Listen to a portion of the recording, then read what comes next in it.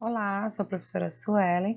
Vamos à nossa aula de ciências sobre reprodução, direcionada aos alunos do 8º ano, especialmente os alunos da Escola Maria Iraneide Coutinho. Falando sobre reprodução, nós precisamos entender que reprodução é um processo comum a todos os seres vivos. Em muitos, vai ocorrer transformações físicas e comportamentais notáveis, como por exemplo, os pássaros eles constroem ninhos elaborados, usam pelos, galhos, enfim, eles capricham, né? Lá na construção dos ninhos deles se preparando para a reprodução. As fêmeas de mamíferos, como por exemplo nós mulheres, nós produzimos leite para alimentar os filhotes. Então, é uma transformação física que ocorre no nosso corpo e comportamental também, porque no período reprodutivo, não sei se vocês já observaram, alguns mamíferos ficam mais protetores com seus filhotes, sem querer que outros cheguem perto, como por exemplo uma cadela com filhotes, é perigoso ir pegar o cachorrinho porque ela pode atacar para defender a sua cria. Então é uma mudança comportamental. A reprodução é uma das características principais dos seres vivos, porque é a capacidade de gerar descendentes. Então, o que é reprodução? É a capacidade de gerar descendentes. A reprodução ela pode ser assexuada, e aí nós vamos ver aqui alguns tipos. Como o nome está falando, reprodução assexuada é aquela que não vai envolver indivíduos de sexos diferentes, um macho e uma fêmea, por exemplo. Então, como exemplo, nós temos aqui a divisão binária, que pode ocorrer em bactérias. Então, observe que nós temos uma célula-mãe, e aí ela começa a se dividir, primeiro pelo núcleo, depois essa divisão ela vai para o lado de fora, até a membrana plasmática, e aí ela dá origem a duas células filhas. Então, esse tipo de reprodução é que nós chamamos de divisão binária. Então, assim que algumas bactérias e protozoários conseguem se reproduzir, duplicam seus materiais genéticos, criando indivíduos geneticamente iguais à célula de origem, ok? Protamento é outro tipo de reprodução assexuada e ocorre em hidra, por exemplo, que é um ser marinho.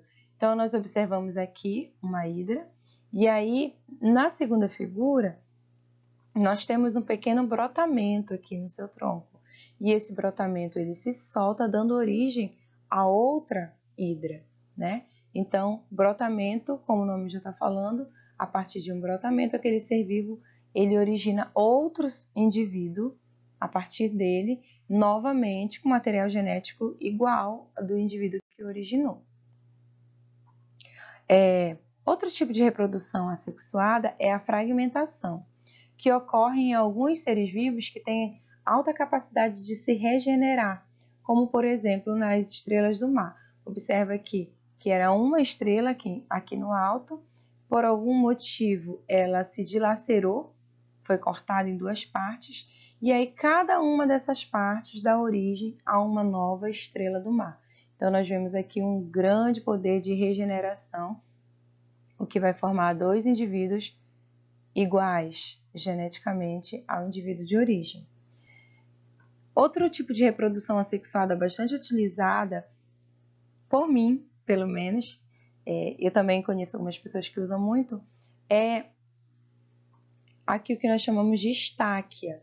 O que é estáquia? É quando a gente vai reproduzir uma planta por meio de um galho. Não sei se vocês já fizeram isso ou já viram alguém fazendo isso. Às vezes você vê uma planta bonita e aí você quer ela, e aí alguém fala, olha, você pode plantar o galho. Aí você pede um galho e planta. Esse método é chamado de estaquia. Um pedaço de caule é retirado da planta adulta e ele pode ser plantado diretamente no solo ou deixado de molho, assim, né? Deixado na água por algum tempo até formar as raízes e aí sim ser transplantado para o solo. E aqui vai dar origem a uma nova planta, novamente geneticamente igual à planta de origem, tá? Nós temos também a reprodução sexuada.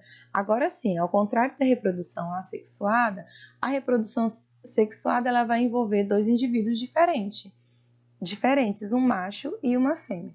Então, diferente da reprodução sexuada que dá origem a indivíduos geneticamente idênticos ao genitor, a reprodução sexuada promove o que nós chamamos de variabilidade genética. Nós vamos ter uma variação genética aqui nesse tipo de reprodução.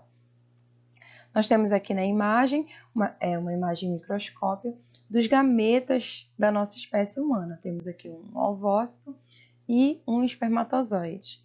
E aí o ovócito veio de um indivíduo, no caso a mulher, espermatozoide de outro indivíduo, no caso o homem. Então nós temos aqui informação genética de pessoas diferentes que vão se unir para formar um novo ser. Então nós vamos ter dar origem, nesse caso, a um ser diferente dos dois de origem. Aí é uma promoção de variabilidade genética.